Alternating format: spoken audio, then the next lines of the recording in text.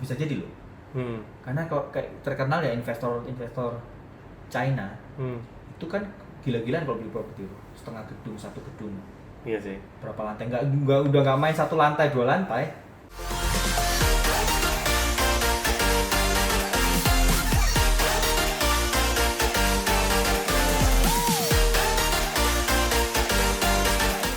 Oke. Hari ini kita mau ngomongin tentang Omnibus Law yang lagi rame nih, atau Undang-Undang Cipta Kerja atau Cipta Lapangan Kerja. Cipta Lapangan Kerja. Ya.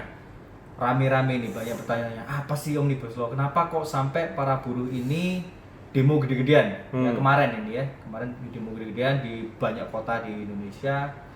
Isi Omnibus Law-nya ini sebenarnya apa? Nah, kalau yang dari aku baca-baca nih, ini kan suatu undang-undang yang menggabungkan berbagai faktor yang kita lihat tujuan utama di pemerintah Jokowi ini untuk mempermudah investasi dan berbisnis di Indonesia. Nah, sebelum kita ngomongkan itu nanti keterkaitannya dengan properti pastinya, karena kita bahas lihat dari sudut pandang properti, menurutmu sendiri Omnibus Law ini sepengetahuanmu itu apa dan sebenarnya baik nggak untuk Indonesia? Kalau aku lihat ini ya, sebatas pengetahuanku ya, belum baca ya, katanya 900 halaman. 900 ya? Iya, tapi page-nya yang PDF itu 965 halaman. Ya. Itu banyak loh. Itu ribuan pasal. Ya enggak. Kan aku juga bukan ini, tapi prinsipnya kalau misalnya memang untuk mempermudah investasi, dengar-dengar aja kan isunya banyak orang bilang kan bisa untuk mempermudah ini, misalnya kalau mau buat PT sudah nggak perlu bayar 50 juta lagi. Nah, ini yang UMKM ini setoran modal awalnya. Setoran modal awalnya. Ya lebih enak harusnya untuk UMKM. Kan aku sendiri kan juga usaha atau segala macam kan ya, harusnya lebih enak ya. Tapi kalau yang untuk buruh ini sendiri, nah ini juga aku masih belum baca juga sih yang 965 halaman tuh. Tapi katanya kan pesangon sebelumnya 32 bulan. Hilangin apa gimana gitu ya? Kamu sebenarnya kalau ya sekilas ya, kalau ya dari pemahamanku ini kan pastinya karena ini penggabungan dari berbagai macam hal yang dijadikan satu hukum, pasti akan ada hukum yang akan menyenggol atau tidak mengenakan bagi salah satu atau beberapa pihak, tapi menguntungkan pihak pastilah. Karena yang sebelumnya ini kan diatur dari undang-undang yang berbeda-beda, beda pasal, sehingga kalau mengatur tentang ketenagakerjaan pasti menguntungkan yang ketenagakerjaan. Kalau bahas tentang yang agraria, tapi karena dijadikan satu akhirnya kan mensinkronisasikan semua, pasti ada yang diuntungkan, ada yang karena mungkin banyak buruh yang merasa dengan adanya Omnibus Law ini hak mereka banyak yang berkurang. Salah satunya tentang pesangon yang tadinya 32 kali jadi cuma 25 kali. Which is sebenarnya kalau kita ngomong dari sudut pandang bisnis. Tapi loh, sekarang masa semua orang mau dikasih 32 bulan juga? Makanya itu. Oke, kan kamu ngerti maksudnya. Ini kita pebisnis ya. Kita mau buka pabrik, karyawan ribu. Pasti dalam bisnis ada yang kita hire, ada fire. Pasti ada yang dipecat juga. Pasti meskipun ada. Untuk terima pesangon kan ada certain kriteria, harus kerja berapa lama. Tapi mikir dong, apalagi kalau investor pebisnis internasional mau buka di Indonesia, mau bikin pabrik, pesangonnya sekian puluh kali, mikir loh. Ya apa ya? Aku sih melihat mungkin dari sisi aku penyedia lapangan kerja ya. Aku melihat sih menurutku lebih penting penyedia lapangan kerja ini dipermudah dulu. Orang-orang penyerapan tenaga kerja itu sudah mulai banyak. Menurutku itu lebih cengli gitu loh, Sar. Betul enggak? Kamu mau kerja mau apa?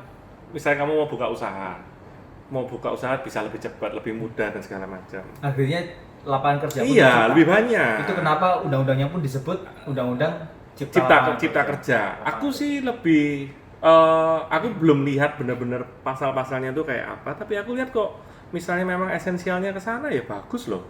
Harusnya itu pas gitu loh. Aku sih setuju, yang pastinya tujuan Omnibus Law ini masuk akal banget menurutku, karena ini penyederhanaan dari banyaknya undang-undang yang bertabrakan sebenarnya. Jadi kalau orang mau berbisnis itu jadinya ini bilang begini kok, yang ini berlawanan gitu. Akhirnya dijadikan satu, meskipun ini gede sekali ya badannya undang-undang ini sampai ribuan pasal, tapi nantinya akan lebih baik untuk bisnis. Jadi menciptakan lapangan kerja yang alhasil juga rakyat yang dari kalangan pekerja pun akan mendapatkan lebih banyak opsi untuk bekerja, which is itu masuk akal. Oke. Ya. Cuman aku nggak mau berlama-lama bahas itunya sih. Cuman kan gini. Pro kontra aku- banget lah itu. Pro kontra Ya, banyak. tak bisa ngomong. Semua punya sudut pandang masing-masing. Yes. Nah, kita ngomong sudut pandang dari Omnibus Law karena ini menyangkut banyak hal. Salah satunya adalah properti. Karena di dalam situ juga undang-undang agraria ada yang disentil, ada yang dimasukkan juga.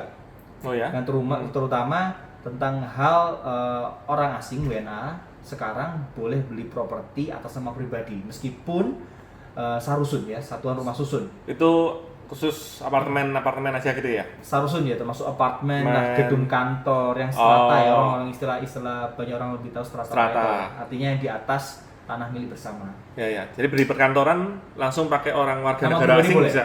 Warga negara asing, nama pribadi boleh. Boleh. Oke. Sebelumnya itu di undang-undang agrarianya kan nggak boleh.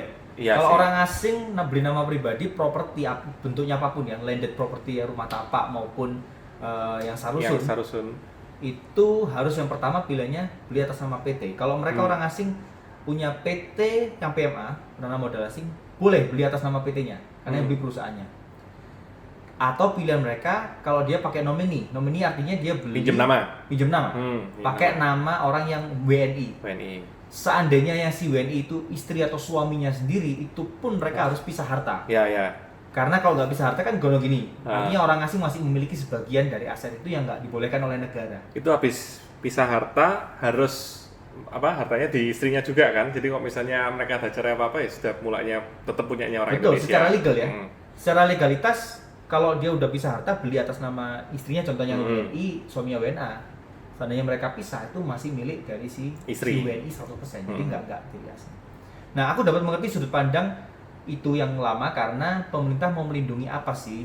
Kalau orang keran pembeli properti asing dibuka di Indonesia boleh beli, yang pasti karena buying powernya pasti lebih kuat. Oh ya, ngeri. Ya, ngeri kan? Karena meskipun orang luar negeri nggak semua punya duit dong, nggak semua kaya, tapi yang sampai beli properti di luar negeri, di Indonesia artinya di luar negara mereka pastilah orang-orang yang punya duit kan. Nah, kalau udah gitu harganya buying power tinggi, harga tinggi, harga properti terlalu cepat naik, rakyat nggak bisa beli. Kan yang sudah main pasarnya di mereka semua toh, kita ya susah mengontrol. Nah, menurutmu sekarang ini keran dibuka nih, orang asing boleh beli meskipun sarusun. Tapi menurutku bagus nggak? Tapi menurutku nggak masalah kalau mau sarusunnya aja. Maksudnya kalau cuma apartemen perkantoran oke lah ya, masih oke. Pokoknya jangan sampai yang rumah Pak. Kalau rumah, serem. Misalnya anggap aja kamu satu Citraland dibeli satu Citraland dibeli orang WNA semua, kita sendiri mereka invest semua lagi. Kau bayangin lah, beli perumahan yang kalau tempatnya investor semua gimana? Sepi toh. Waduh, berat pasti. Meskipun harganya mungkin ya ikutan naik, tapi kan kasihan yang mau pembeli baru apa yang nggak nutupin. Tapi kalau mau apartemen, kayak nggak apa-apa ya. Itu mungkin juga bantu juga kalau Jakarta mungkin metropolitan apartemen sudah mulai biasa, tapi kalau Surabaya bisa ikutan naik bro harganya bro.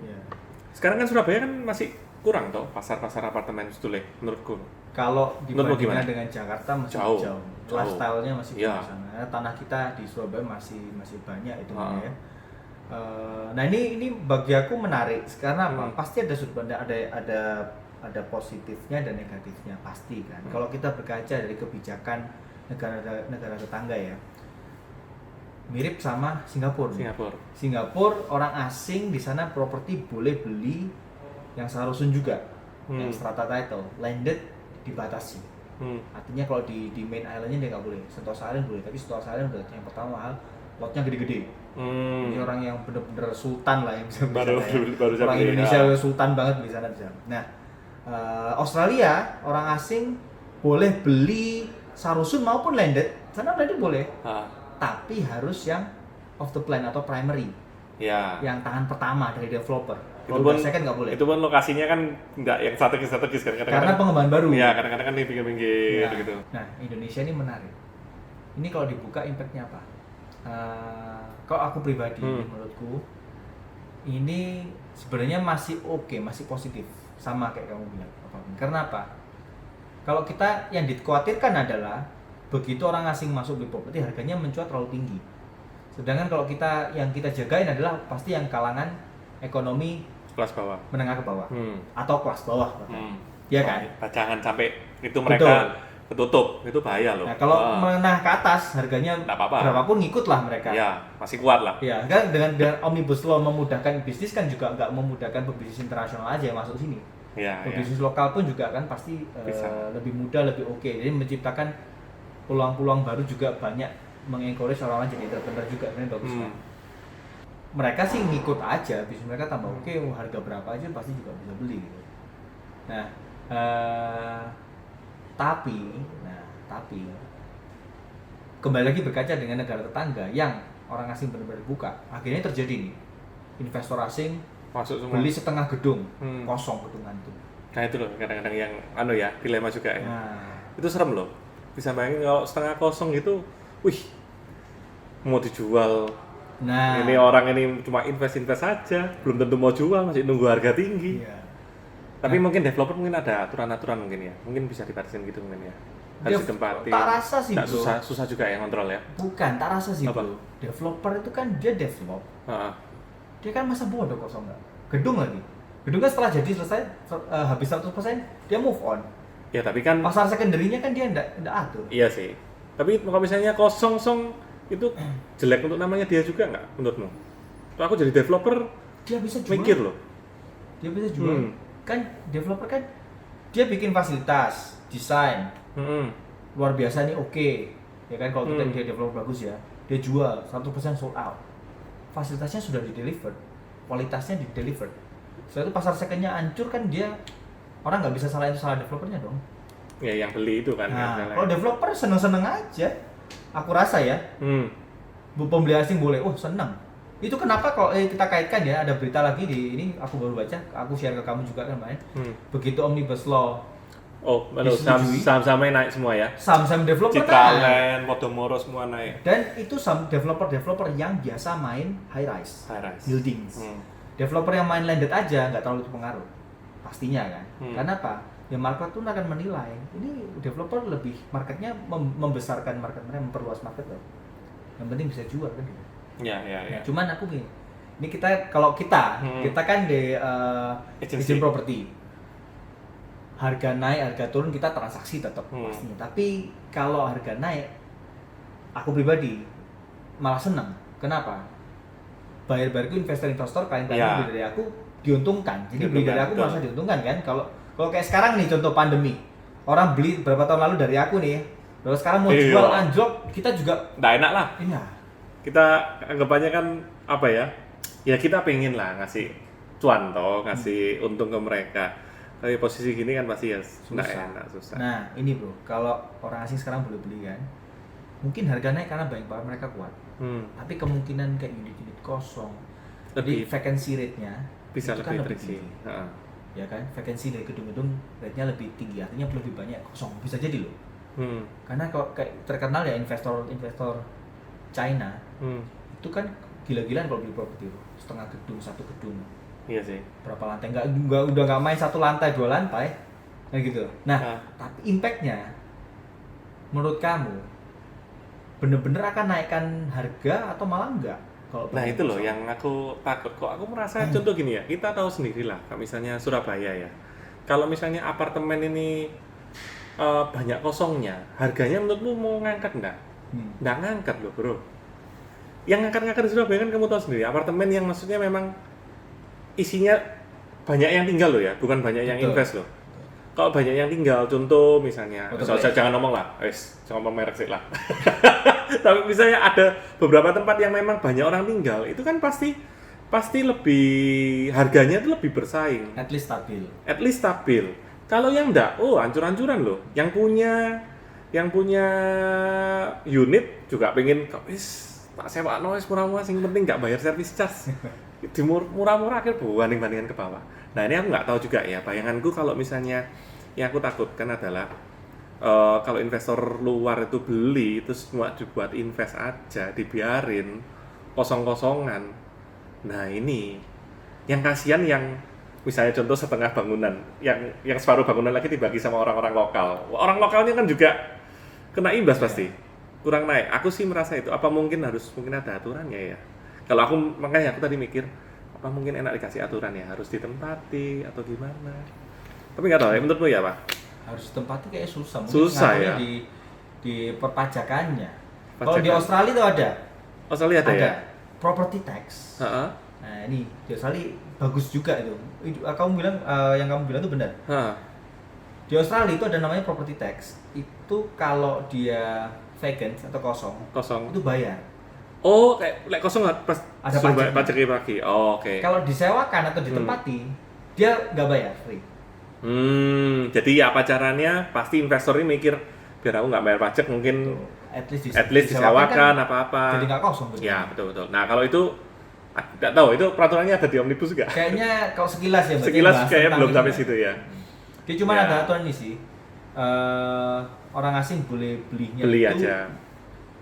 SHM, hak milik, Hak milik. atas satuan rumah susun atau kita kenal Strata itu sebagai tadi. ya SHM, SRS atau strata title. Hmm. Tapi di atas hak pakai lahan bersamanya. Ya Pak, ya Pak. Jadi gini. Hah? Kalau yang selama ini yang boleh kan orang asing bernama pribadi Iya. diturunkan menjadi hak pakai. Hak pakai. 30 tahun. Bisa Terus diperpanjang 20 tahun, 30 lagi. 30 Iya. lagi. Jadi maksimum 80 tahun, ya. Ya kan? Itu termasuk unitnya. Mm-mm. Sedangkan sekarang unitnya boleh dihak milikkan atas nama dia. Tapi kalau kita beli satu unit sarusun itu kan kita nggak hanya beli ini unitnya, kita juga beli lahan yang milik bersamanya. Oh iya. Yang Ya. itunya tetap dia nggak boleh punya, bro. Oh gitu ya, Nggak meskipun boleh. anu ya. Jadi Oke, nanti aku orang ngerti asing ini yang Hah. bisa hak miliknya atas nama dia, unitnya di atas hak pakai untuk lahan yang milik bersama. Oh. Tapi at least mereka punya something yang mereka Ya. pegang itu yang says hak milik. Tapi juga ini ya, dengar-dengar bisa habis punya mau dijaminkan lagi juga bisa ya. Nah, Nah, itu menarik loh itu sebetulnya. betul. Itu menarik itu. Karena selama ini mereka beli pakai hak pakai bank nggak ada yang Nggak mau. mau. Ini bisa dijaminkan lagi. Bisa ya. Tapi plus minusnya apa ya? Kok bisa dijaminkan lagi ya? Ya intinya kan orang asing jadi bisa Bisa punya pinjaman Ah, atas nama pribadi. ya. Ya impactnya cuman bank mesti selektif juga gitu. Pinjaman ini dipakai benar-benar untuk pembelian apa? Ya, ekonominya yang di dalam ini muternya Iya, harusnya pembelian jangan sampai properti, keluar. aku bilang. Kalau udah mulai untuk modal kerja kan mesti hati-hati aku bilang. Iya sih. Karena dia beli dijaminkan uangnya ini untuk muter di mana gitu. Kalau untuk muter di Indonesia sih aku rasa untuk ekonomi makro Bagus. kan jadi Sampai termasuk keluar lah pokoknya. iya ya. Iya, iya, Kalau dia iya. pinjem untuk modal kerja misalnya, Ah. bukan untuk pembelian ya, bukan transaksi jual beli. Dia pakai untuk modal kerja di mana kan nggak bisa kontrol. Iya sih. Gimana mau kontrol? Uang udah cair kan. Hmm. So Ya, menarik ya. menarik. Omnibus law. Ya tapi lebih perlu rame. banyak dipelajari lah ya ini. Ya. Semoga kedepannya juga bisa. Yang paling penting sih menurutku ya, yang penting yang mau usaha-usaha ini loh, yang mau starting ini bisa lebih enak lah. Betul. Kalau aku sih harapannya gitu. Untuk buruh dan pekerjanya gimana?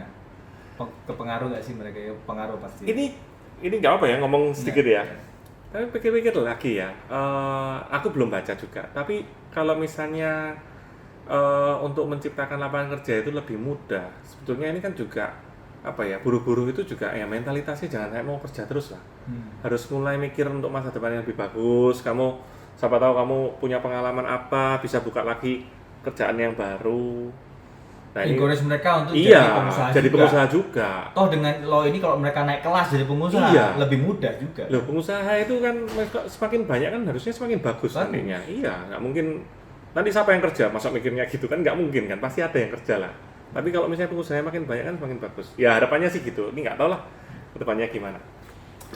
Oke, tak rasa itu obrolan kita Ya. lumayan seru topiknya dan tak rasa omnibus ini karena sekali lagi menyangkut banyak hal. Pasti orang dari berbagai lapisan masyarakat, Ya, pasti ada. berbagai profesi akan ada pengaruhnya ke mereka. Salah satunya kayak kita bahas untuk kita ya tentang Seperti tadi ya. properti untuk orang asing. Oke, Sip. bro. Thank you. Thank you. Ngobrol lagi Kita kapan-kapan. mau ngobrol lagi. Bahas. See you.